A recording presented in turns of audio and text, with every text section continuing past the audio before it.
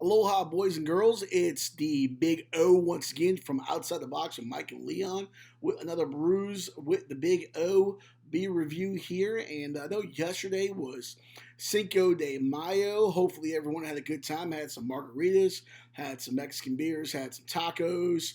Had a little debauchery as much as we could on a Taco Tuesday with the Corona shutting everything down.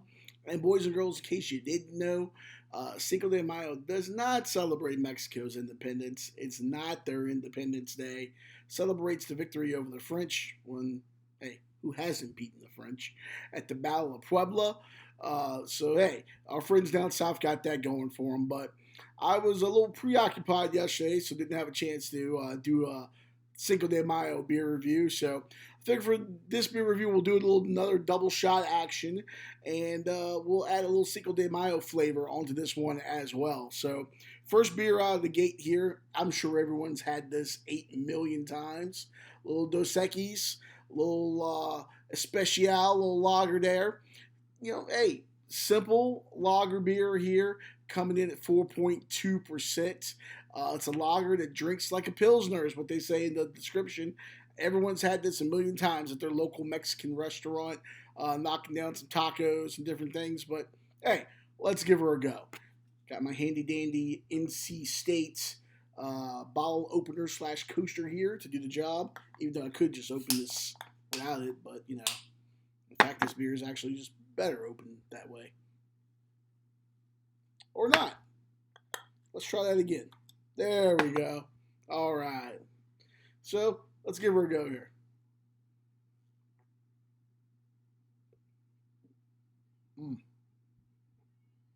Not bad. Not bad. Yeah. It's nothing that's going to blow your skirt up, Simple lager. On a scale of 1 to 5, I kind of like to look at every beer in a vacuum. What is this style saying? What is this beer saying? What is it supposed to be? And for what style of beer that this is supposed to be, it's not bad. You gotta take it for what it's worth. It's an American lager. It's light, 4.2%. Hot day, you're cutting grass, you're at the ball game, or you're just drinking a bunch of tacos. Eating a bunch of tacos, now having some shots with the boys. It's not bad. That's what it's there for. Is this beer gonna be hoarded by anyone? Of course not. You can go buy a 6-pack for $9 at your local grocery store or whatever, or a bottle shop, whatever it is. But it's there. Every beer has a purpose, and this beer serves its purpose.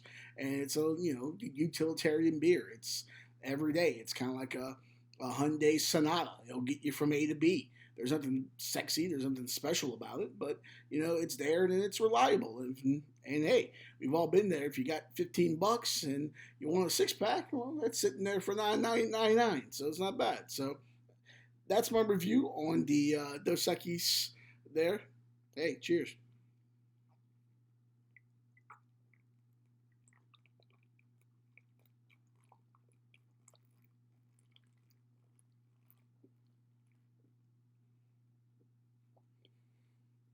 Not bad.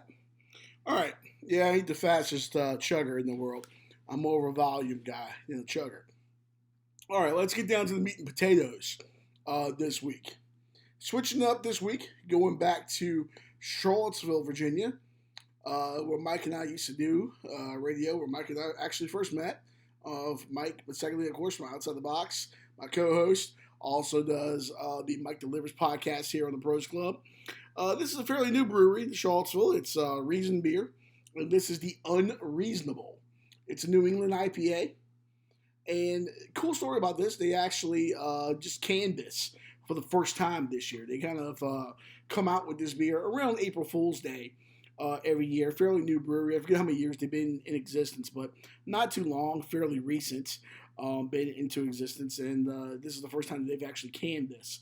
And I was actually fortunate to pick up a 6-pack of this, 4-pack of this. So I was pretty happy about that. Coming in 8.5% here. It's an Imperial New England IPA. Let's go ahead and crack her open and pour a glass and see what she's all about. Of course, I have my Reason beer glass here that I picked up from a tap takeover. I don't know, probably 6 months ago or so at some bar. Most of my beer glasses, I'm not going to lie, have been from various tap takeovers and things like that. As I said, I'm not the best pourer in the world. That's why I'm pouring off camera. Coming back here, you can see there's a lot of head on that. Not actually a ton, but more than what I want there. That's why I'm not a doctor. I don't have great hands. But let's go ahead and try this bad boy out. You can smell that. It's a really good aroma. Really is going to be juicy. You can tell right off the bat what this is going to be and what you're in store for here.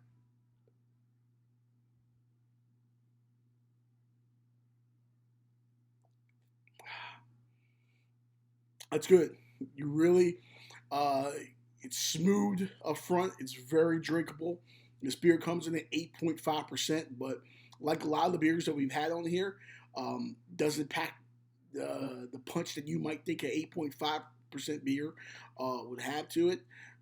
You could definitely have a couple of these, even though the ABV, and have a good time here. A little malty. There's no bitterness to it whatsoever. So if you're someone that doesn't, like hops or anything of that nature, it's definitely something you could probably check out and try. On the scale of a 1 to 5, I'm going to come in with a 4.25.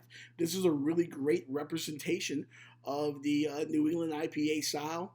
And I'm not going to lie to you, I'm a little burned out on New England IPAs. I know 2019 definitely was a big year for New England IPAs. Seems like every brewery was putting out a ton of them left and right. And I went through a ton of them. I had a bunch of them. And I honestly got a little burned out on the style. And so, with that bias that I have in the back of my mind about that style, even with that, this beer is really good, and I'm kind of burned out on that particular style. And this is a great representation of that style. So if you can get your hands on that, definitely go check it out. And they're actually in a cool little place in Charlottesville, not too far off of Route 29, if you're familiar with Charlottesville. Kind of the back of an industrial park, kind of weird. Going back there, you're like, where the hell am I? It's like a Pepsi bottling plant or something like that. I don't know back there. But then you go in there, it's a really cool little tap room. Really welcoming place. I remember watching some college football there this past year. I think it was a Michigan State game. I watched there and had a few beers before going to a UVA football game. So, yeah, cool place to check out if you're in the area. If not, hit up your local bottle shops if you're in the Virginia area. I'm not sure of their complete distribution, and check them out. They also have a black lager that's really good as well. But really digging this New England IPA, the Unreasonable. All right, boys and girls, that's going to do it for Beers with the Big O. We'll see you next week.